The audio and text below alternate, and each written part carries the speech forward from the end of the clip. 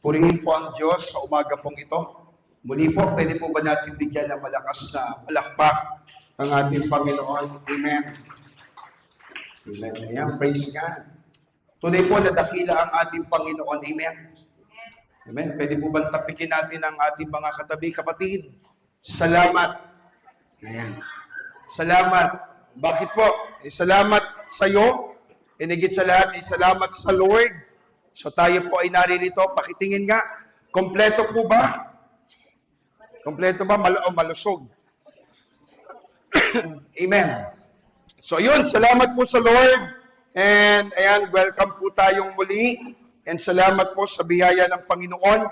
Today is a first Sunday ng buwan po ng January. And ayun, salamat po sa Panginoon. So, my beloved, tapos na po ang 2025. Let us move on and let us look forward, lalo na po yun sa kabutihan po ng Panginoon. And today, and ngayon po, dahil po buwan ng January, we're excited because ngayon po ay sineselebrate po o inaalala po yung tinatawag pong Bible Month. So buwan po ngayon ng pag-alaala, lalo na po dun sa salita po ng Panginoon. And today, ang ating po magiging tema ay patungkol sa Bible. Ang ating pong series sermon is Bible Month. So yun po ang ating pag-uusapan. So ayan, sige po. Salamat po sa Lord. So ang tema po natin, the Word of God, our foundation, our authority, and our life. So ang pinakang essence o pinakang purpose natin is to awaken our church to love the Word, trust the Word, and live the Word in generation of punong-puno po ng confusion, promises, and spiritual direction. So napakalaga at napakaganda na makita natin yung salita po ng ating Panginoon. Dahil ang sabi po ng Psalms 119, verse 105, ano pong sabi? Sabay-sabay tayo. Your word is and a light on my Balikan natin 2 Timothy chapter 3 verse 16 to 17. Sabay-sabay tayo mga kapatid. All scripture is and it is useful for rebuking, correcting, training in righteousness, so that the servant of God may be thoroughly equipped for every good work. Ayun, salamat po. And ayan, salamat po sa ating projector and praise God. Maganda po yung ating awitan, no? So, sa worship team, siguro naman po, hindi na tayo maliligaw sa mga lyrics natin, ano? Wala nang pa-south, wala nang pa-west, wala nang pa-north. Okay?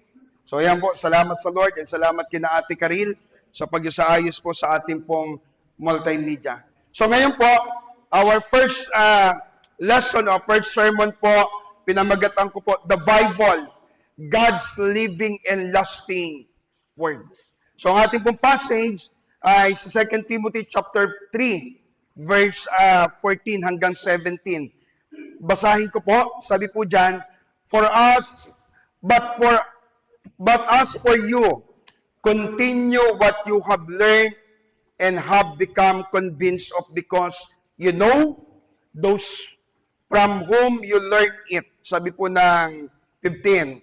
And how far emphasis you have known the Holy Scripture, which are able to make you wise for salvation through faith in Christ Jesus. Sabi po ng 16, all Scripture is God's breath and is useful for teaching, rebuking, correcting, and training in righteousness. Sabi po ng 17, so that the servant of God may be thoroughly equipped for every good work. Purihin po ang salita ng Panginoon. Can we raise our Bible? Pwede pong pakitaas sa may mga Bible po. Wala Wala po. Wala kayong dala. Wala kayong mga hard copy. Hello? Wala po? So, don't be ashamed. Huwag po tayo maiyak. Okay. Kasi kung bakit ko po tinatanong, I am waiting po dun sa mga Bible po na parating para po makapagbigay uli, and the same time, Ito po yung gagamitin po natin to distribute. One of our agenda po, isa sa ating agenda, makapag-distribute po tayo ng Bible, not only in our church, but to reach our community through distribution of the Bible. But kung wala po kayong Bible today, gamitin natin yung ating cellphone. Paki-browse po muna natin. Okay lang po yan. Basta po, wag muna mag-Facebook, wag muna mag-Netflix, lalo na po online games. Please eyes on me today. Okay, balikan po natin. The Bible, God's living and lasting word. Naniniwala tayo na yung Biblia po natin, whatever translation you have, o ano man yung translation na meron po tayo, ano man yung translation po na hawak natin, o ano man yung familiar translation na meron tayo, tandaan po natin, your Bible is inspired by the original manuscript. Okay? Ano po ba yung original manuscript? That is written from, the Old Testament is written from,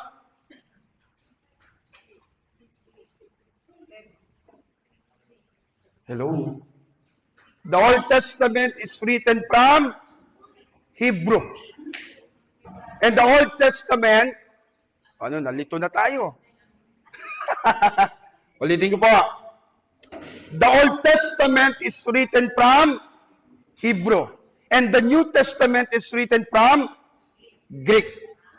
Okay?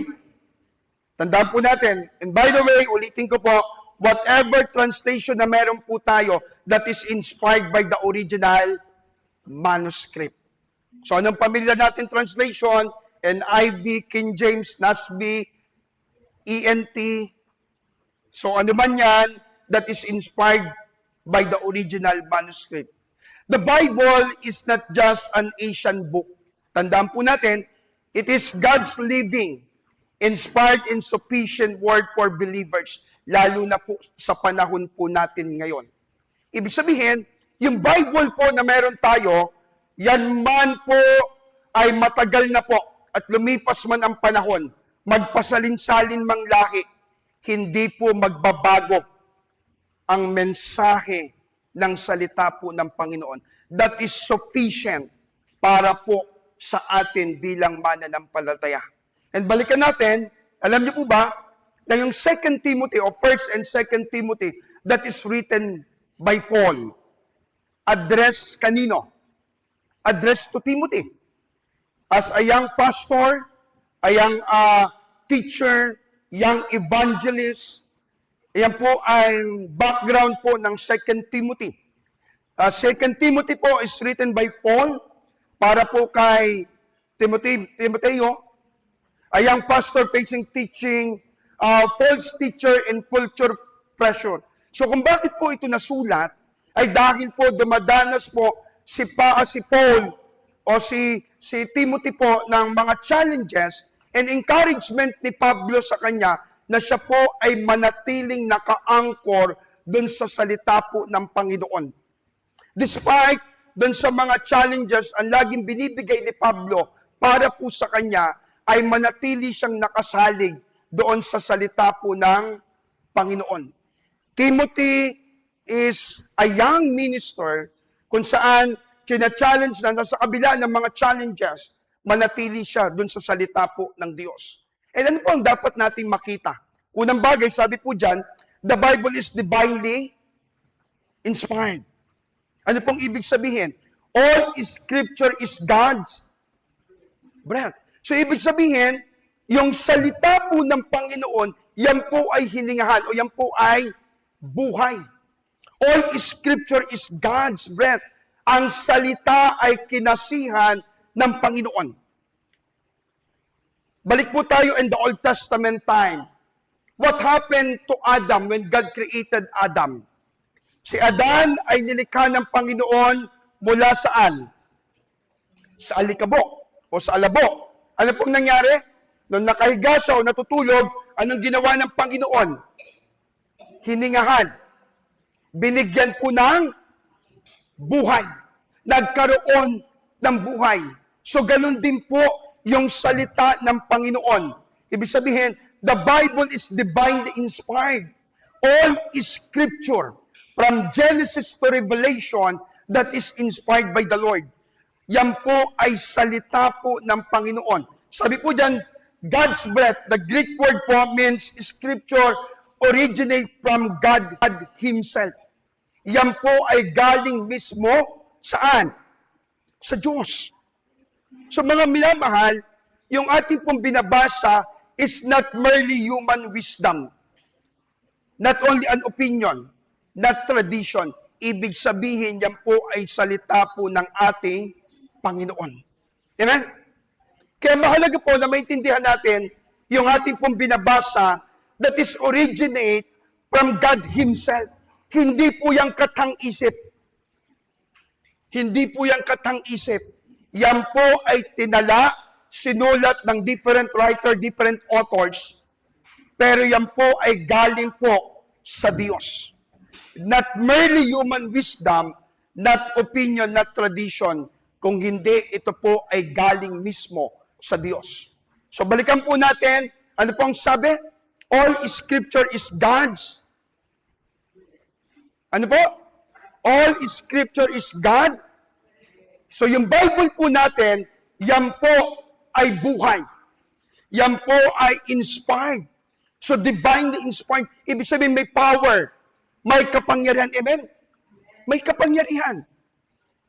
Kaya sa atin po sa panahon po ngayon, in an age where truth reflects God's truth, believers must return to the divine authority. Kailangan natin bumalik, lalo na po sa panahon natin ngayon, na napakadami full of confusion, ang dami, ano bang tinuturo ng ating mundo, yung generation ngayon, napakadami. Dahil tayo, provided na tayo ng mga information, full of compromise, at higit sa lahat, punong-puno ng spiritual distraction. Amen? Napakadami. If we look around, there's a lot of distraction. Number one, pag pumunta po tayo sa mall, ano makikita? Sale. Gastos. Di ba? Pag lumabas tayo ng bahay, pag lumabas tayo ng ating mga bahay, gastos. Kahit nasa loob ng bahay, mas matindi ang gastos. Bakit? Shopee, Lazada, TikTok, Lalamove, Foodpanda. Dami, no? But balikan po natin. Tingnan po natin. Tingnan po natin yung picture. Ate, picture. Familiar po kayo dito? Low oxygen. What happened? Pwede pong mamatay. Second picture, sa mga na-ospital, siguro alam naman natin ito. Sa mga na-confine, alam natin ito. At ang pinakamahalaga dyan, yung hangin. Tama? Pag nawalan ng oxygen, pwede nang mamatay. Pag nasa ICU, di ba? Pag may tubo, sasabihin ng doktor, yun na lang ang bumubuhay. And I remember po, in my young age of ministry, naalala ko po, there is someone po sa Molino, tinanong ako, dahil ang sabi ng doktor, yun na lang ang bumubuhay eh. So pwede nang tanggalin. The family po, nung nagpe-pray kami, pagkatapos mag-pray, ang gusto nilang mangyari ay mercy killing. Tatanggalin na lang. Naalala ko, I remember, Pastor, pwede po bang ikaw? I remember po, nung sa Mary Homes, napalipat po tayo sa Mary Homes, sabi ko, hindi ko po kakayanin yan. Hindi ko po talaga kaya. So naalala ko po iyon. Kung bakit ko po kinikwento at bakit ko po pinakita. Just an oxygen, nagbibigay po ng buhay. Just as oxygen give life to the body. Amen? Nag-extend, nagpapahaba, nagpo-prolong. Pero, God breathed life into Scripture. Without oxygen, tayo po ay pwedeng mamatay. But without the word of the Lord, our faith, pwede pong masuffocate at pwede tayong mamatay spiritually. Amen? Kung pinapahalagahan natin yung hangin, pinapahalagahan natin yung oxygen na pwede magbigay ng buhay sa atin. And yes, totoo yan, alam natin yan, pag nawala o nawalan tayo ng oxygen, pwede tayo 6 feet below the ground. Patay tayo. But without the word of God every day, our faith will suffocate. Amen? Ganun ka-importante. Kaya ibig sabihin, if God's breath in, we must believe it, not to debate it. Amen? Kung yan ay salita ng Diyos, kung pinaniniwalaan natin, this is the word of God, hiningahan ng Diyos, binigyan ng buhay, kailangan natin paniwalaan. Hindi natin kailangang i-debate. We must study the word of God so that we can understand yung magandang plano po ng Diyos sa atin. Amen? Kasi yung plano ng Diyos, wala po sa horoscope, nasa salita po ng Diyos. Wala po dun sa mga bilog-bilog, nasa salita ng Lord. I remember there's someone sa aming neighborhood, may nag-aalaga ng manok sa kapitbahay, nagbibiruan sila. Yan, isang kahig, isang tukaka na naman. Nagmamanok yun na naman daw ang ulam ng New Year. Tandaan po natin, yung future, yung ganda ng ating buhay, yung magandang plano natin, hindi po nakadesign dun sa mga bagay-bagay na pamahiin. That is already designed by the Lord. Ano pong sabi ng Jeremiah? Napakaganda ng plano ng Panginoon. So, kung ito ay pinaniniwalaan natin na salita po ng Lord, binigyan ng power, we must believe it, not to debate it. Amen? Dahil ang buhay natin, yung direction natin ay nasa salita po ng Panginoon, hindi po nakabase sa takbo ng ating mundo. Pangalawang bagay na pinapaunawa sa atin, kung una, the Bible is divinely inspired. Second, ano pong sabi? It is completely, ano pong sabi? Sufficient. Sapat na po. Amen? Sapat na. The Bible is completely. Kapatid, sapat na yan. Amen? Ano pong sabi ng salita ng Lord? Useful for, number 1, teaching, rebuking, correcting, and training in righteousness. So the Bible is correct, completely sufficient. So my beloved, yung Biblia na hawak-hawak mo, sapat na po yan. Kompleto ricados yan. Wala po yung labis. Wala po yung kulang. Why? Bakit? Ano pong sabi dyan? Scripture addresses what is right. Number 1. Ano pong sabi dyan? What is right for teaching? What is wrong? Diba? Pag binabasa po natin ang salita ng Lord, nasasalamin natin, itinuturo din kung ano po yung mali. And how to correct. There is correcting. Meron pong pagtuturo. Kung nire-rebuke tayo, itinutuwid tayo, and meron din pong pagtatama. How to stay right. Diba? There is a training. So, ibig sabihin, the Bible or the Scripture is completely sufficient. Kompleto po yan. Amen? Kung kailangan natin about marriage, meron. About love, meron. Kompleto. Sufficient po ang salita ng wala na po tayong hahanapin. Wala na po tayong ibang pupuntahan. Kaya the Bible is the best tool para po tayo ay ma-equip. If we want to grow, let us go back doon sa salita po ng Panginoon. Amen? So, I think one of our aim this year ay mabasa po natin ang salita ng Lord.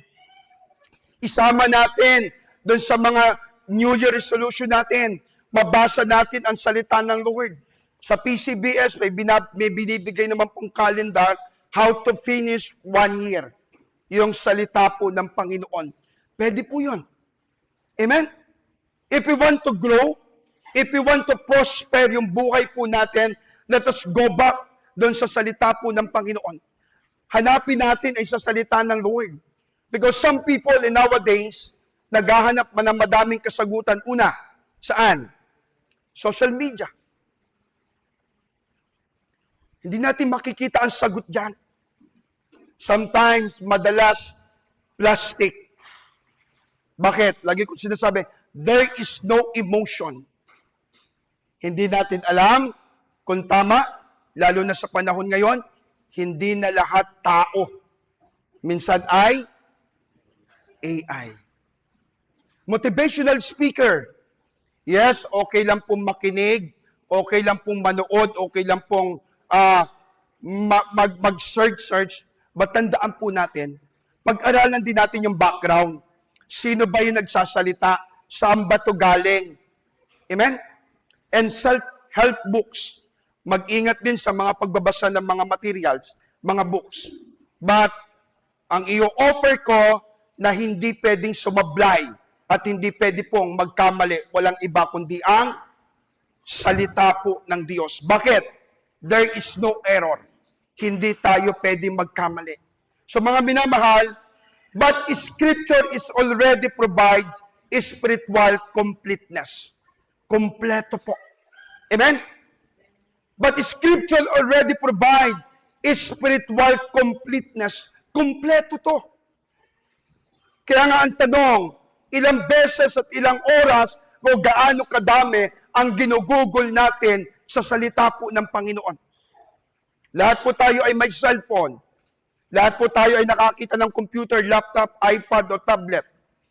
Sabi po dito, a smartphone is useless without its operating system. Tama ba? Tama ba? Kuya Joshua, tama ba to? Di ba? Kung wala pong operating system ang isang computer, even yung cellphone, it is useless. Ganon din po sa buhay natin. A Christian life without the Word of God will crash spiritually. Amen. Babagsak. Madadapa. Pero kung tayo po ay guided and founded ng salita ng Lord, madapa man tayo, kaya nating bumangon. Magkamali man tayo, kaya nating bumangon. Amen? So, ibig sabihin, a Christian life without the word of the Lord will crush spiritually. And lalo na po tayo, lalo na po yung mga leaders, mga itinalaga ng Lord, dapat guided tayo ng Scripture. Bakit? Kasi mahalaga po na tayo po ay laging nakatungtong doon sa salita po ng Panginoon. Life is meaningless kung wala po ang Diyos sa buhay po natin. Kung malala niyo po, laging sinasabi ni Solomon, everything is vanity or all things are vanity. All things are meaningless. All things are meaningless. Ilang beses at ilang ulit po niyang pinaulit-ulit. Bakit mga beloved?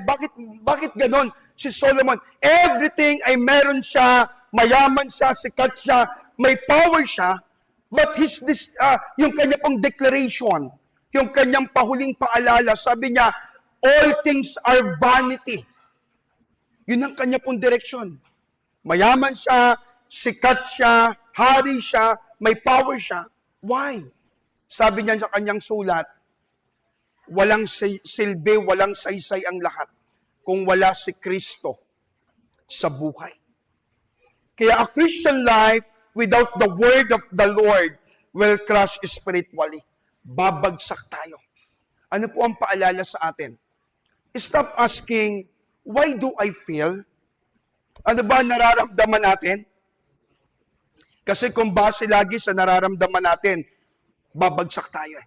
Dapat po ang tanong, start asking, what does the Scripture say? Amen? Ito kasi naramdaman ko eh. Ito kasi ang dadama ko eh. Ito kasi ang aking pakiramdam eh. Stop asking kung ano yung nararamdaman natin. Start asking, what does the Scripture say? Doon sa nararamdaman natin. Okay? Okay lang po magalit, pero ang sabi ng Scripture, wag lang lamang tayong magkakasala. It is a natural reaction ng tao, okay lang sumama ang loob, okay lang magtampo, okay lang magalit, ang hindi po maganda ay tayo po sa kabila ng galit ay tayo po ay magkasala. Amen? So balikan po natin, a Christian life without the word of the Lord will crush spiritually. Kaya mahalaga po in our gatherings, in our ministry, in our devotion, in our fellowship, there is always the word of the Lord. Amen? Merong salita po ng Panginoon. So ano pong pinapaalala sa atin? The word of God or the Bible is completely sufficient. Sapat po iyan. And last, ano pong pinapaalala sa atin? Last, ang sabi po dyan, the Bible or the Word of God prepare us for every good. There is training. Ano po sabi ng Bible? So that the servant of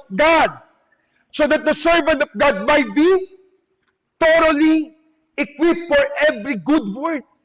The best tool to equip the saint, to equip the believers, is the Word of God.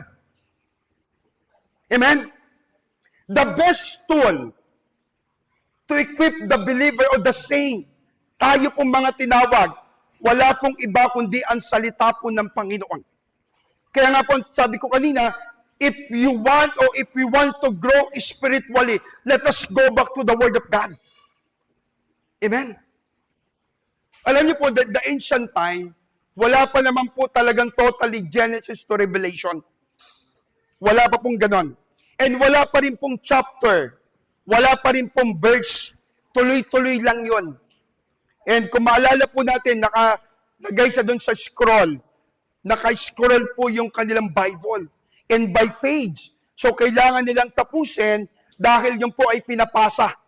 At ang tagal ng ikot. So pag nakaligtaan mo yon, hindi na po babalik sa'yo. Iba na pong pahina. But we are thankful today because inayos po. And whether we like it or not, kahit nasaan tayo, we can access yung salita po ng Panginoon. Amen? So ito po pinapaalala po sa atin. God's Word does not just inform us. Ano pong sabi dyan? It transform and equip us. Okay? Yung pong salita po ng Panginoon, hindi lang po siya full of information. Amen. Sino po ang pinakamatandang tao sa Biblia? Si Meto. Maliban po kayo sa kanya, sino pa? Si Enoch. Bakit si Enoch? Ano po? Si Elijah at nasan si Elijah ngayon ate? Okay. Tama naman ho. But balikan po natin. Youth, mga minamahal, lahat po tayo, God's Word does not just inform us. Hindi po lang siya full of information. Na pag tinype mo sa Google, lalabas, Genesis chapter ganito, anong meaning? But ang pinakamaganda, it transformed. Binabago. There is a power. Sabi ng Hebrews, ito ay kagaya ng isang taba na magkabila ay talim, tumatago saan? Sa kasukasuan ng tao. And ang sabi dito, it transformed. Meron pa, tinuturuan tayo, equip. Tinuturuan tayo dun sa mga bagay na mabuti, sa mga bagay na masama. Kung ano ang dapat. So ibig sabihin, God's Word does not just to inform us, hindi siya full of information. It is transformation. Amen? Kaya nga sabi ng Bible, if anyone who is in Christ, he is a new creation. So binabago. Kaya sabi ng Romans, do not conform to the pattern of this world, but be transformed by the renewing of your mind. So maganda maintindihan natin, kung tayo po ay nagbabasa, nag-aaral ng salita ng Lord, hindi lang po tayo nai-inform. Kasi pag sinabi pong information, that is knowledge lang. Wisdom. Pero iba po yung transformation, binabago. So dapat, pag tayo po nag-aaral ng salita ng Lord, dapat nagkakaroon ng penetration sa mga puso natin. It penetrates the heart. Amen? Kaya pag tayo nagbasa ng salita ng Lord, pray. Manalangin tayo. Lord, enlighten us doon sa babasahin namin. Kaya alam ko, napakaganda po ng sistema na natin. Before I'm preaching, there is a Sunday school. Bakit? Mahalaga po yun eh. Mahalaga yan. Bakit sa Sunday school, nag-aaral? Kanina nagtatanungan, pinag-uusapan yung grace, yung grasya. Ganda, di ba? So nakakapagtanong, napapalalim yung salita po ng Panginoon. Naiintindihan natin. And ang ganda, from dun sa bata, sa youth, sa susunod, separate na natin yung young professional, young pro, at saka yung youth. Kasi may mga discussion po na maganda ma-address according to the level. Amen? Kasi meron naman mga bagay po na hindi dapat pag-usapan. Imagine mo, pag-uusapan mo sa bata, pag-aasawa. Diba? So maganda po yun, aayusin po natin yan. So balikan natin, God's Word does not just to inform us. Hindi lang po yun ang purpose eh. Hindi lang tayo magkaroon ng knowledge. Hindi lang tayo maging knowledgeable, kundi ma-transform at ma-equip tayo. Bakit? Bakit po transform and equip? One of the reason or one of the purpose ni Pablo, kaya niya itinuturo kay Paul. Sabi ni Paul, sabi ni Pablo kay Timothy, kailangan ito eh. Not just to equip, kundi mauna muna yung transformation. Ito po maintindihan natin. Unless tayo po ay magkaroon ng transformation, ma-i-equip tayo. Amen? Hindi kasi pwede ma-equip ka muna bago ka ma-transform. Una muna, ma-transform tayo bago tayo ma-equip. Ibig sabihin, magkaroon tayo ng encounter. Pag tayo kasi nagkaroon ng tunay na encounter kay Lord, there is a transformation. And I remember what happened to Nicodemo. Sabi ni Nicodemo, Lord, how can I enter to the kingdom of God? Ano po sabi ni Jesus? Unless you are born by water and spirit, you can enter to the kingdom of God. Tama? In chapter 3 ng John, verse 7, ang sabi ng Lord, you must be born again. Nung sinabi po yon, you must be born again. It is a requirement.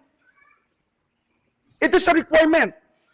Kung gusto mong pumunta sa kaharian ng langit, sa kaharian ng Diyos, you must encounter the Lord. Magkaroon tayo ng transformation. Magkaroon tayo ng process. Magkaroon tayo ng ID. At ang ID natin, yung pagkakakilala natin sa Lord.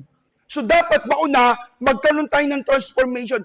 And when we transform, there is a equipping. Mai-equip tayo. Amen? Kaya God's Word does not just to inform us, my beloved. It is transform and equipping. Amen? Bakit? Many Christians are saved but not totally equipped nowadays. Amen. Many Christians are saved but not equipped.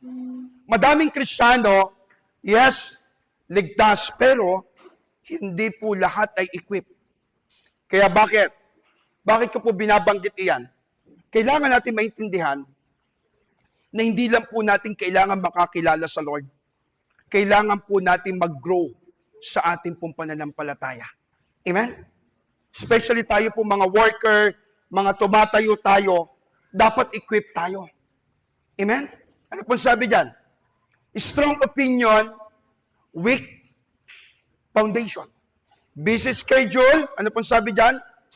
Shallow devotion. Mababaw. So ano pong magandang makita natin? Ano pong magandang paalala sa atin? Yung isa pong soldier without training, meron pong isang soldier ipapadala sa basilan without training. Ano pong pwedeng mangyari? It is dangerous. Imagine mo ikaw, wala kang kalam-alam sa paghawak ng baril.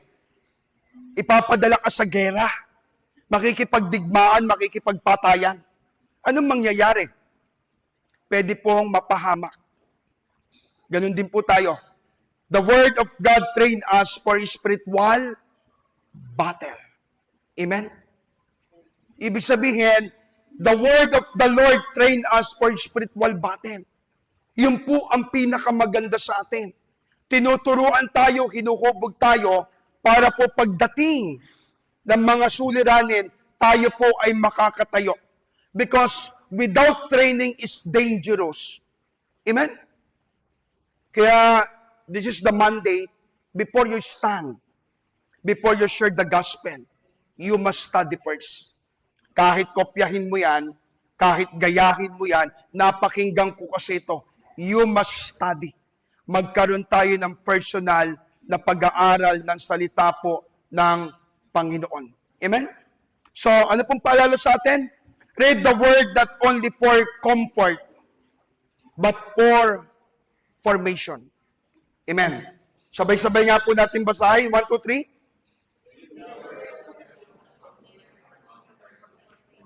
But formation. Hindi lang po para, kasi malungkot tayo, may pinagdadaanan tayo, babasa tayo. Yes, okay naman. But tandaan po natin, not just for comfort, but for formation. Magpaayos din tayo. Amen? Magpaayos tayo, magpatama tayo. Hindi pag tayo po ay nagbasa, sinabi po ng Job chapter 6, ganito verse 1, hindi to para sa akin. Para kay Kim to. Hindi, para kay sister to. Para kay Kuya Rudy ito. Para kay Kuya Albert ito. No. When you read the scripture, tandaan po natin, you are talking to God. And God is talking to you. Amen? Ang kausap niyan, kayo lang dalawa. Kaya nagkakaroon po ng formation because tandaan po natin, kayong dalawa ang nag-uugnayan. There is no other third person. Walang mga middleman. Kundi kayong dalawa ng Panginoon. So read the word, not only for comfort, but for formation. If there is correcting, kung may tinuturo na pagsisisi, pagtalikod, tanggapin natin. Kung may pag-rebuke, tanggapin natin. Amen? So tanggapin natin. So read the word of God, not only for comfort, para tayo maging maayos lang, no. Kundi isaayos at itama tayo ng Panginoon. So ano pong pinapaalala po sa atin? Ano pong pinapaalala po sa atin? The Bible is inspired by God. Amen. The Bible is inspired by God. So beloved, yan ay may kapangyarihan. Yan ay may buhay. Yan ay may power. Second, the Bible is sufficient for our life. Sapat yung salita po ng Panginoon. Kung hinahanap po tagumpay, balik ka sa Lord. Diba? Naghahanap ka ng sign. Lord, ito na ba yung sign? Ito na yata yung mapapangasawa ko. Diba? May mga dapat mahaba buhok, medyo chubby, mataba, medyo black. Sa Lord mo hanapin. Kasi pag si Lord ang nagturo at nagbigay, tama. The Bible is sufficient for life. The Bible is effective for ministry. Amen? Sapat yan. Sapat yan. Effective. So ano pong palala sa atin? Kung mahal po natin ang Diyos, mas mahalin din natin sana ang kanyang salita. Amen? We love the Lord. Hello. Mga minamahal, mahal natin si Lord. Amen? Gaano natin kamahal ang Diyos? Gaano natin kamahal si Lord? Yes, sobra-sobra. Pero kung mahal po natin ang Diyos, mahalin din natin sana ang kanyang salita. And one of the manifestation of loving God is loving the word of the Lord. Amen? Mahal natin si Lord. Tama? Mahal natin ang Panginoon. Yes. But one of the manifestation of loving God, or another manifestation of loving the Lord, is loving the Word of God. Naglilingkod naman ako, pastor Nagpapagamit naman ako sa Lord Yes, okay yan.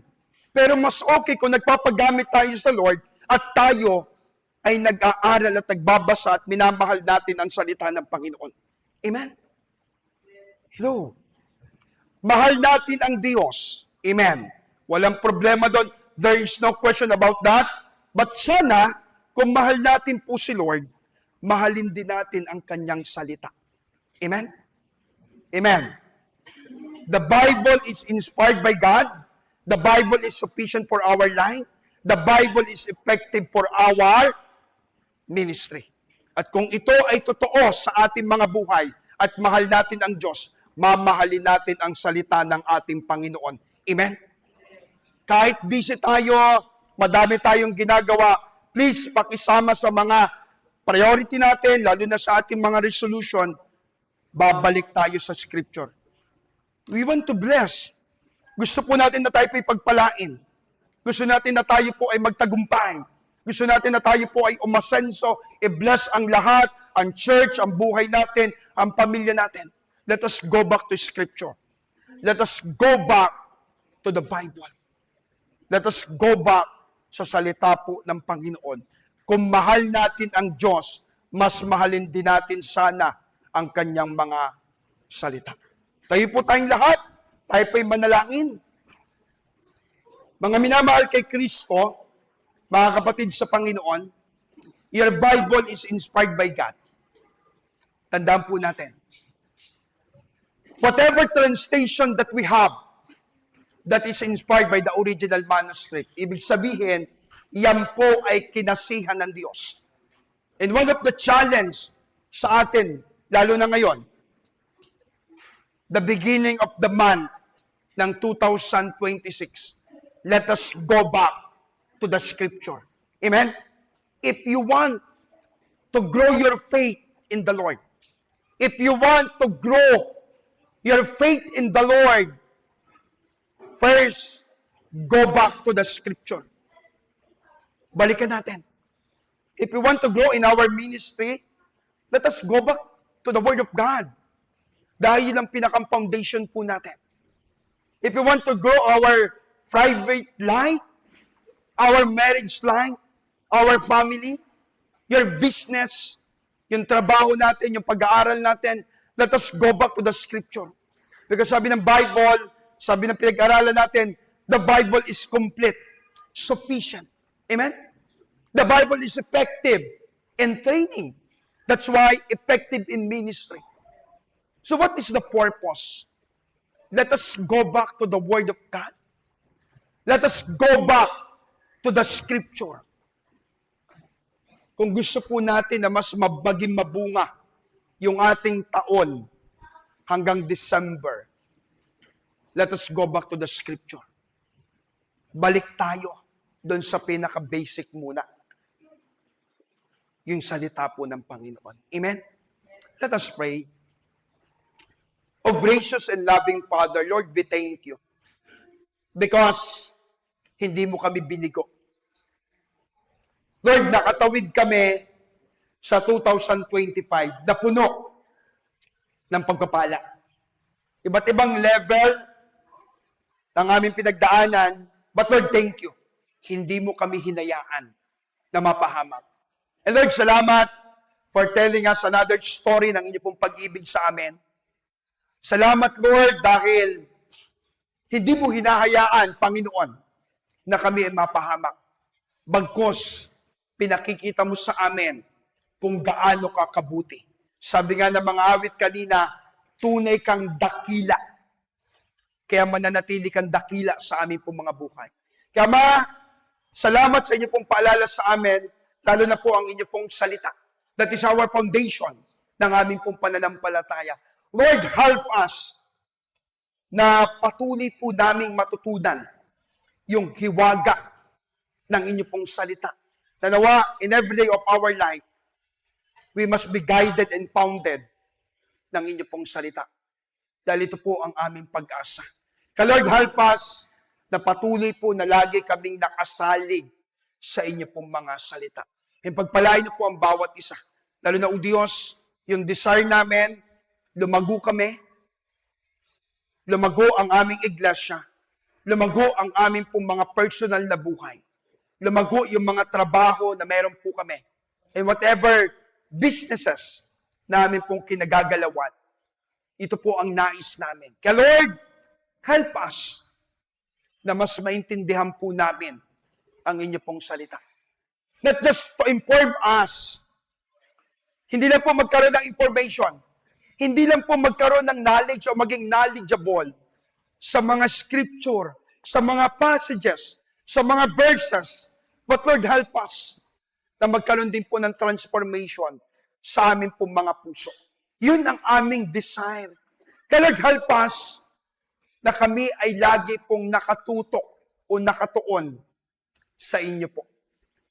Dahil pag kami ay guided, hindi kami maliligaw. Kaya salamat po at umaasa po kami na sa pagpapatuloy ng aming paglilingkod sa inyo, patuloy po namin maranasan ng inyo pong biyaya. Pagpalain na po ang bawat isa, ganun din ang kabuuan ng aming iglesia. At muli, O Diyos, ang inyo pong salita, ang siya pong manatili sa aming pong mga puso. Marami pong salamat. Ito po ang aming nagkakaisang panalangin na meron pong pasasalamat sa tanging pangalan ng aming Panginoong Kristo. Ang lahat na nagmamahal sa ating Diyos ay magsabi ng Amen. Palakpakan po natin ang Lord. Amen. Thank you for watching. Here at Green Pastures World Mission Church, we are committed to building intimacy with God and His church. We'd love for you to stay connected. Follow us on our social media channels for more uplifting content. See you in our next video, and may you be blessed.